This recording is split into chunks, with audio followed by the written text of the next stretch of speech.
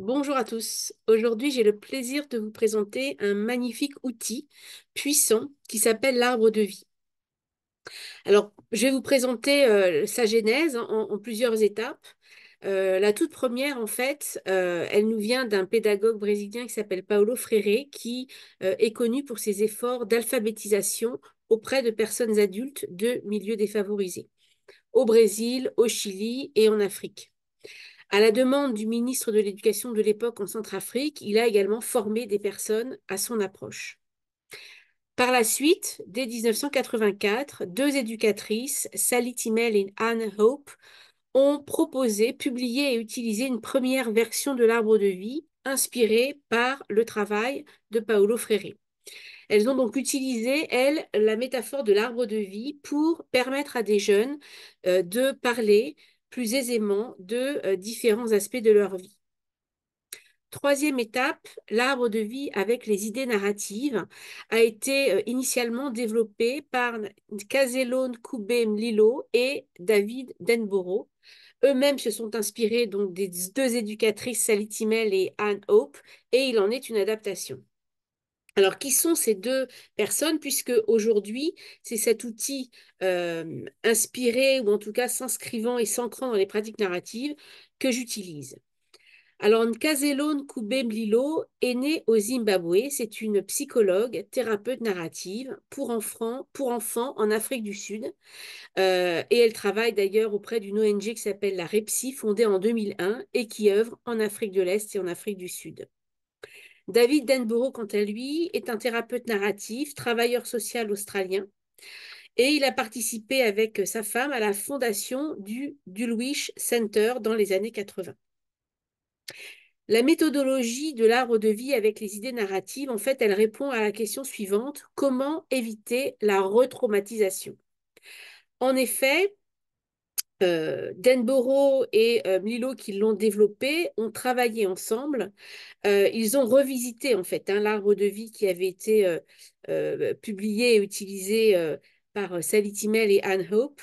Et ils ont injecté en fait dans l'outil des questions et des idées issues des pratiques narratives. Alors, de quoi parle-t-on quand on parle des pratiques narratives? En fait, les pratiques narratives, c'est accompagner les personnes à partir de leurs histoires, de leurs récits au pluriel. Ces pratiques, elles sont nées en Australie et en Nouvelle-Zélande dans les années 80 grâce à deux psychothérapeutes que sont Michael White et David Epstein. Leur objectif, c'est de renforcer chez les enfants, certains d'ailleurs orphelins, le sens de l'appartenance et de la connexion à leur famille et à leur communauté. Il s'agissait également de réduire le sentiment d'isolement et de solitude. La version qui en a été faite donc par Milo et Denborough a été ensuite reprise par Dina Scherer en France dans son ouvrage accompagné avec l'arbre de vie. Et il est question ici donc d'un outil de soutien psychosocial basé donc à nouveau sur les pratiques narratives. Et cet outil peut se décliner dans le monde de l'entreprise, mais pas seulement, aussi pour des particuliers, sur des thématiques qui peuvent être extrêmement variées. Il peut s'utiliser d'ailleurs à la fois en individuel et aussi en groupe. C'est un outil qui permet de redonner du sens, de se reconnecter à ses besoins, à ses forces, de se projeter dans l'avenir et de se connecter ou reconnecter à des personnes ressources. Il a été conçu, cet outil, pour soutenir les personnes et les groupes dans l'exploration de ce qu'on appelle des histoires alternatives, des histoires qui parlent d'espoir, de compétences, de rêves que l'on a envie d'avoir dans sa vie. Cet outil, il offre un espace sécurisé où l'on peut revisiter des difficultés que l'on a vécues, dont on a fait l'expérience, sans pour autant justement se replonger dans la noirceur des expériences difficiles ou des traumas.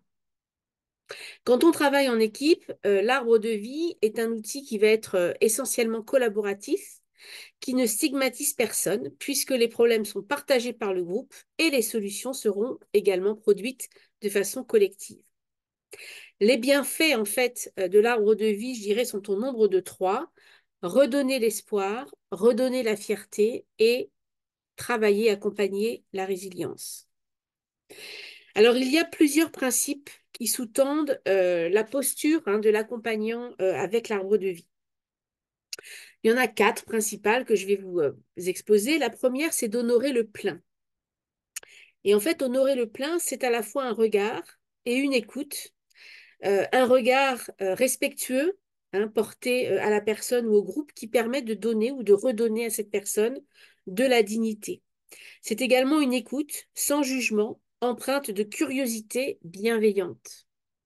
Au fond, honorer le plein, c'est questionner les compétences, les intentions, les savoirs, les expériences de la personne ou du groupe. Deuxième principe, c'est de redonner le savoir aux personnes. L'idée ici, c'est en fait de remettre la personne ou le groupe au centre, là où se trouve le savoir et l'initiative.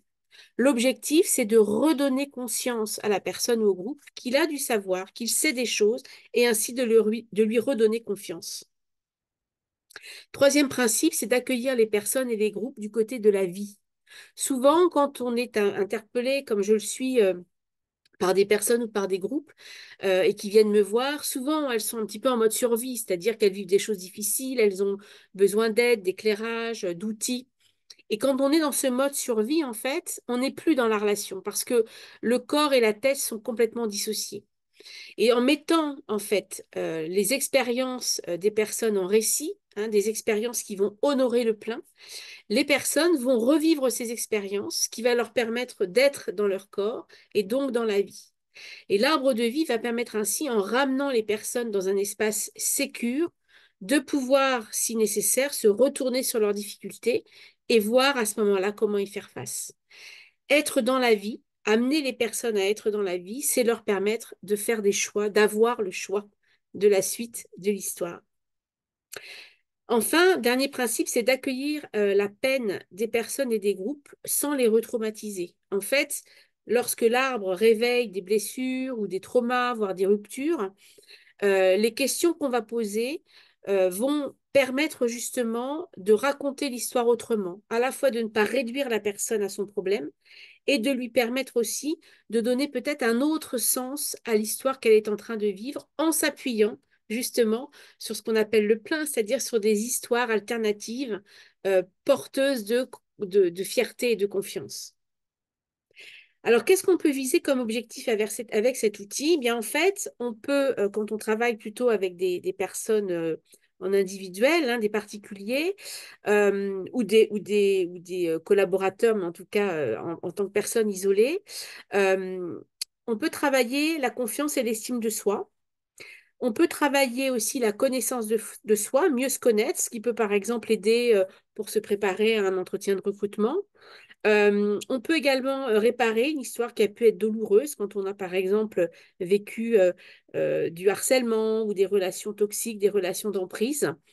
On peut aussi apprivoiser la douleur, accompagner le deuil. On peut également valider ou se réaligner avec un nouveau projet de vie, personnel ou professionnel. On peut se mobiliser aussi autour du projet d'orientation de son enfant. On fait des séances comme ça, parents-enfants, qui peuvent être intéressantes justement pour recréer du lien voilà, de la relation et du dialogue. Et puis, on peut également accompagner un binôme dans la restauration de leur relation. Ça peut être une fratrie, un couple ou tout autre. Et puis, ça peut également aider à faciliter une prise de décision. Quand on est dans un contexte plus professionnel, on peut l'utiliser, l'arbre de vie, pour, par exemple, définir ou clarifier sa posture en tant que manager, en tant qu'accompagnant, par exemple. On peut aussi honorer sa singularité, quand on est manager, par exemple, quel type de manager je suis. On peut là encore accompagner un binôme dans la restauration d'une relation. Donc ça peut être un manager et un collaborateur, une relation professeur-élève ou entre collègues. On peut aussi l'utiliser pour renforcer la cohésion d'une équipe, pour lancer un projet et lui donner un maximum de chances de réussir, pour faciliter la prise de décision, pour se prémunir d'un burn-out ou redevenir plus largement auteur de sa vie professionnelle après un burn-out. Alors, comment va-t-on procéder? Donc, comme je vous le disais, l'arbre de vie est un outil métaphorique. Alors, pour illustrer ce que je suis en train de vous dire, voilà, je vais vous proposer un petit partage rapide de ce que l'on va faire. Donc, on va en fait amener la personne, proposer à la personne de dessiner ce qu'on appelle un arbre nu, c'est-à-dire dessiner simplement des racines, un sol, un tronc, des branches, des feuilles et des fruits. Et on va, à travers ce dessin, en fait, explorer les différents éléments de l'arbre, éléments que l'on va guider à travers un certain nombre de questions, questions qui seront spécifiques à l'objectif et à la thématique qui sera l'objet de la séance. Alors, on démarre en général par les racines qui symbolisent en fait le passé. Les racines, quand on travaille sur les racines, notre intention, c'est de conscientiser de permettre à la personne qu'on accompagne ou au groupe qu'on accompagne de conscientiser qu'il a déjà de l'expérience, qu'il a déjà réalisé des choses, atteint des objectifs, voire relevé certains défis. Donc, on va lui poser un certain nombre de questions et la personne ou le groupe vont noter sur chacune des racines des mots qui évoquent pour la personne un certain nombre de situations sur lesquelles on pourrait être amené d'ailleurs à lui poser des questions pour aller justement un petit peu creuser, honorer ces expériences positives. Ensuite, on va rentrer dans une temporalité présente avec le sol puis le tronc. Au niveau du sol, on va en fait voir comment on peut prendre soin ou faire vivre ce qui est précieux pour soi. Et on va travailler là sur les besoins et les valeurs. Donc la personne sera invitée à noter les valeurs et les besoins qui sont les siens et qui sont donc importants à ses yeux. Ensuite, au niveau du tronc, on va plutôt se reconnecter à ses talents, ses habilités, ses forces, ses qualités, ses compétences. Sur les branches, on rentre dans la dimension plutôt future. Donc les branches, on va travailler sur la motivation et le sens que l'on veut donner pour écrire la suite de son histoire. Et on va y noter ses rêves, ses projets, ses espoirs et ses objectifs. Les feuilles, elles, vont nous permettre d'aller identifier ce qu'on appelle le club de soutien, les personnes ressources en fait, les personnes qui comptent ou qui ont compté dans notre vie en lien évidemment avec la thématique que l'on veut travailler. Ensuite, nous allons travailler sur les fruits, donc toujours dans le futur. Et là, on va se reconnecter à ce que la vie nous a apporté comme cadeau, euh, aux chances qui ont jalonné peut-être notre chemin, peut-être aux enseignements aussi qu'on a pu tirer de certaines des épreuves que l'on a traversées. Donc, vous voyez, l'idée, ça va être vraiment voilà, de remplir à travers des mots-clés les différents éléments, les différentes parties de l'arbre de vie à travers un questionnement ciblé. Et ensuite, on fera évidemment des parallèles et on essaiera de créer, de trouver des liens entre les différents éléments posés sur à chacun des niveaux, chacun des étages, et aussi les liens que l'on peut faire entre les différents niveaux de l'arbre de vie. Lorsque l'on travaille en séance individuelle, il faut compter environ 1 heure et demie pour pouvoir vraiment balayer l'ensemble des différents niveaux des six aspects. Et puis parfois, on peut être amené à revenir, à compléter l'arbre éventuellement quand on est sur un travail plus au long cours, comme un coaching ou un soutien psy. Donc voilà, on va éventuellement aller explorer ou compléter certains aspects de l'arbre de vie. Et puis on peut aller aussi y puiser certaines expériences ou certaines compétences pour justement retravailler, rebooster la personne lorsque l'on étudie par exemple certaines situations qui peuvent être difficiles, eh bien on va aller chercher des ressources inspirantes dans l'arbre de vie que la personne aura créé. On peut aussi l'utiliser en bouclage de coaching, par exemple, quand on veut faire une synthèse finalement des enseignements tirés et on va retravailler, rebalayer les différentes étapes. Quand on travaille en groupe, il faut compter minimum 1 demi-journée pour vraiment faire ce travail collectif. Et puis parfois, en fonction de la thématique abordée, ça peut être intéressant voilà, d'aller un petit peu au-delà et de faire éventuellement 1 demi-journée ou une journée complémentaire pour voilà, travailler, explorer et aller un peu plus en profondeur sur le sujet qui est le point focal pour l'équipe, en tout cas au moment où on travaille avec elle. Donc voilà, j'espère que je vous ai donné suffisamment d'éléments pour toucher du doigt, je dirais, la puissance de l'outil. Et puis j'espère surtout que ça vous aura donné envie de l'expérimenter. En tout cas, si c'est votre souhait, bah, je vous invite à prendre contact avec moi, soit en m'envoyant un message, on me trouve très facilement hein, sur les réseaux, je suis sur YouTube, j'ai un site internet au nom de Mariette Strub, vous me trouverez également sur LinkedIn, Facebook et Instagram. Et puis, je suis également depuis quelque temps sur Doctolib, donc vous cherchez Mariette Strub psychologue, je suis sur Paris et je consulte en présentiel et également en distanciel. En tout cas, je vous souhaite à tous une excellente journée et j'espère voilà, vivement que ça vous aura donné envie d'expérimenter, de faire l'expérience de l'arbre de vie. À très bientôt. Au revoir.